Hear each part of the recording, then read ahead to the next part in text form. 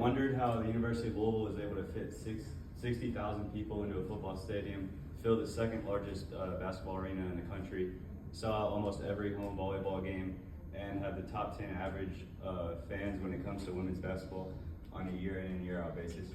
Well, in order to do that, I think it is important for us to understand the history behind all of Louisville athletics and where they've come from.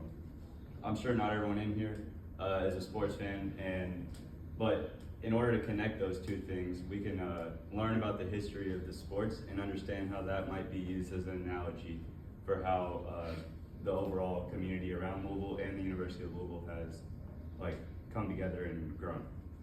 So with that, we're going to begin with the beginning, and none of the sports would be possible here if it wasn't for the founding of the university in 1798. So, the beginning. The first Louisville sporting event ever was 1911. It was the first basketball game. It took place against Louisville YMCA, and they lost 30 to 35. And then a few years after that, we were independent for 36 years before we joined the Ohio Valley Conference for 1 year. That is now the OVC, and it's been the OVC.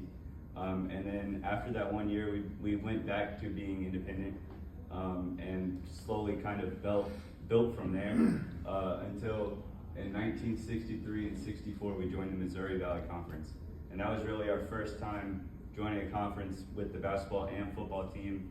And when you join a conference, all your sports kind of go with them. So everything that we had at the time went with us into our new home, which was the Missouri Valley Conference.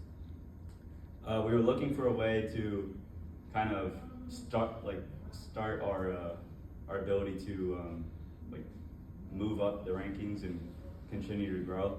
And so we made our first notable hire. First guy any of you guys might know, Lee Corso. We hired him in 1969 to be our head football coach.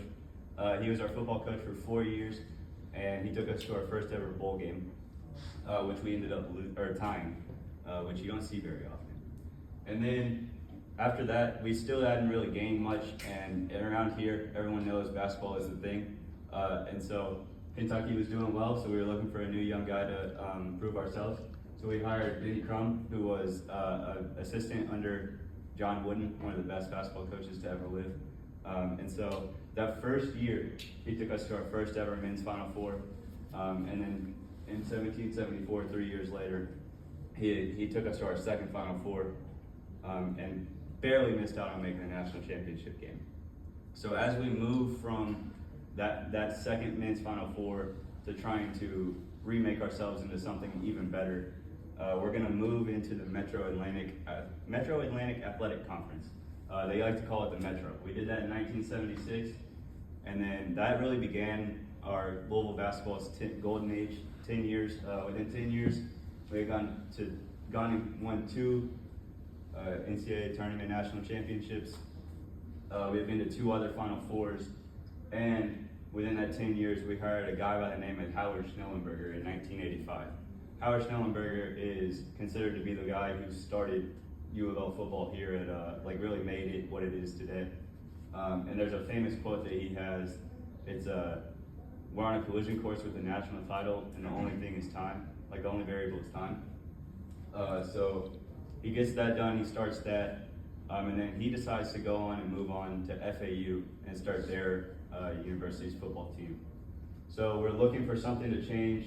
We're looking for new blood, things like that, and we hired Tom Durridge in 1997. Tom Durridge, Tom was a young athletic director, and as an athletic director, you get to run everything in the sports world.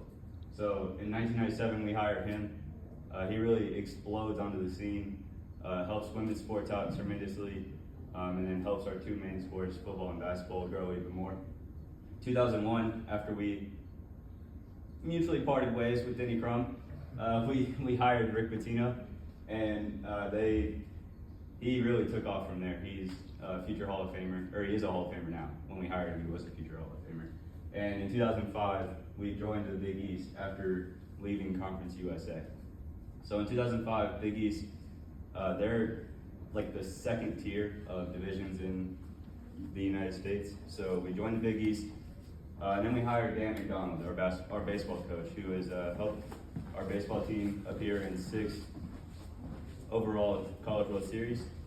And we eventually end up at the end of raising the standard at the year of the Cardinal. So the year of the Cardinal, we went to 2 national championships games, winning one of them, won the Sugar Bowl, and ultimately made the College World Series. So in 2014, that really that year of the Cardinal kickstarted us joining the ACC. We joined the ACC, and then we hit a rough patch. 2015 to 2022, we couldn't do anything right. We had coaches getting fired left and right, scandals all over the place, things that weren't really it.